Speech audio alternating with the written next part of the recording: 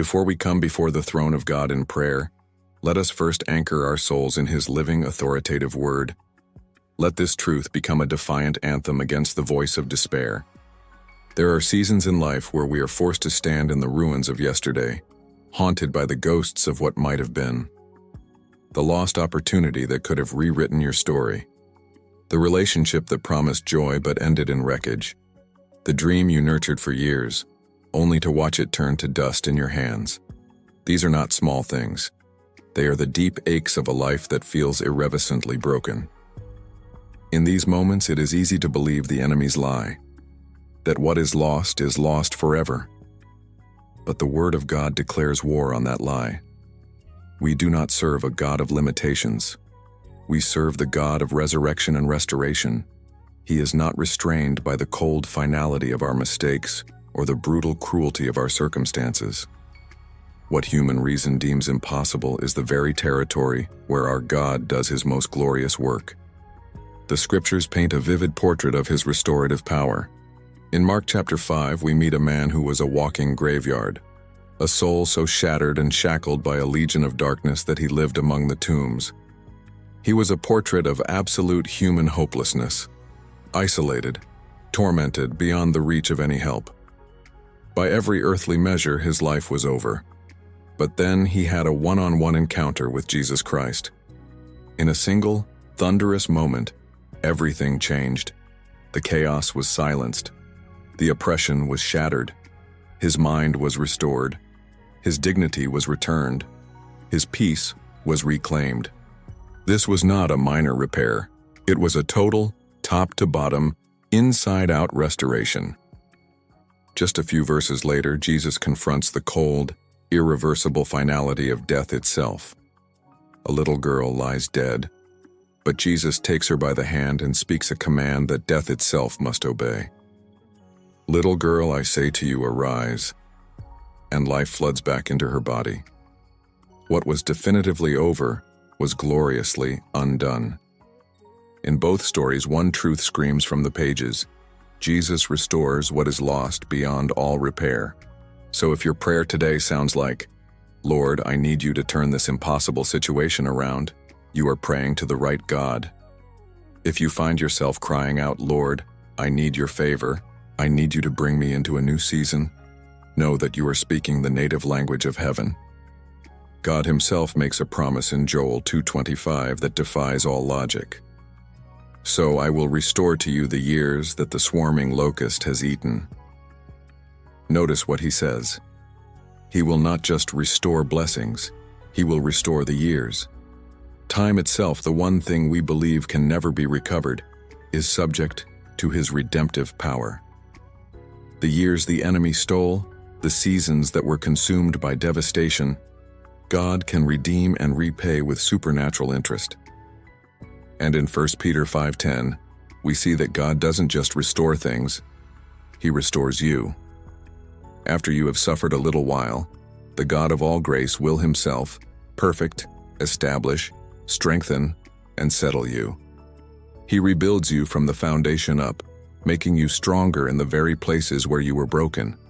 But this divine restoration requires a response. Faith is the bridge between the rubble of your present and the reality of His promise. If you only see your losses through the lens of human reason, you will be crushed by despair. But when you choose to see through the lens of faith, you understand that God has already begun a new work, even in the unseen. The enemy wants you to believe it's too late, that you've missed your chance. But God says otherwise.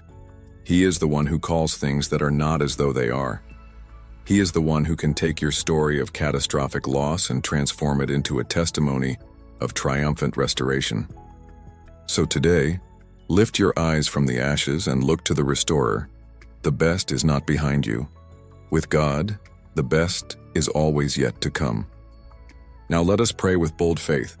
King Jesus, sovereign Lord, the divine architect of all things, you are enthroned above all, and yet you know my name. Your word declares that your thoughts are not my thoughts, and your ways are not my ways. For this I am grateful, because I do not have to understand everything to trust you completely. Your wisdom is perfect. Your timing is flawless. Your perspective is eternal. Forgive me, Lord, for the moments I have questioned your plan. Forgive me for the arrogance of my own understanding and for the pride that believes my strategy is better than your sovereignty. Wash me clean from the doubt that has taken root in the soil of my disappointment.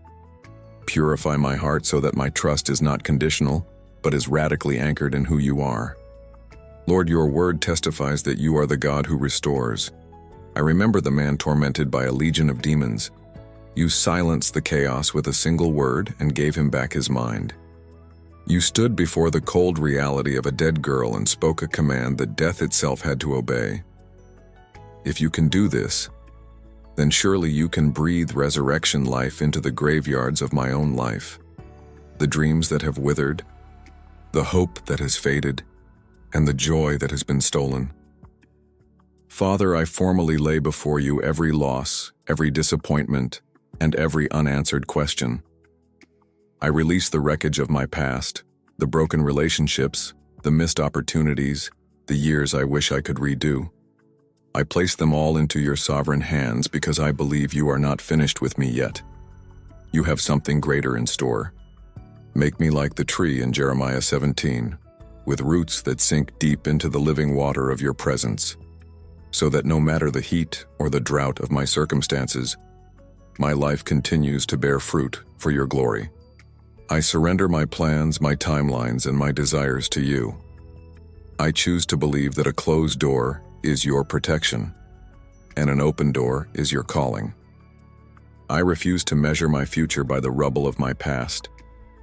Lord, I ask you to silence every voice that contradicts your promise of restoration, the voices of doubt, fear, and the enemy's accusations. Let your truth be the thunder that silences the whispers of defeat. Remind me that while the enemy comes to steal, kill, and destroy, you have come to give me life, and life more abundant. Give me the faith to keep walking when the path is dark. Give me the courage to keep standing when the battle rages. Give me the patience to keep waiting when nothing seems to be happening. Holy Spirit, fill me afresh. Breathe into my heart the unshakable assurance that God is for me. As you promised in Romans 8:28, I believe you are working all things together for my good. Therefore, I declare today, my trust is in the Lord. My hope is in the Lord. My future is in the Lord. I will not be moved by what I see.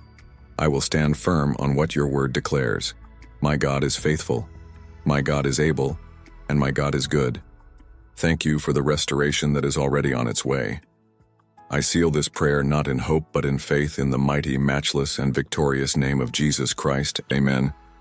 If this prayer was the cry of your heart, type Amen as a declaration of your faith. If you need specific prayer for restoration, we would be honored to stand with you. May the grace and peace of our Lord Jesus Christ bring you into a season of unimaginable recovery and blessing.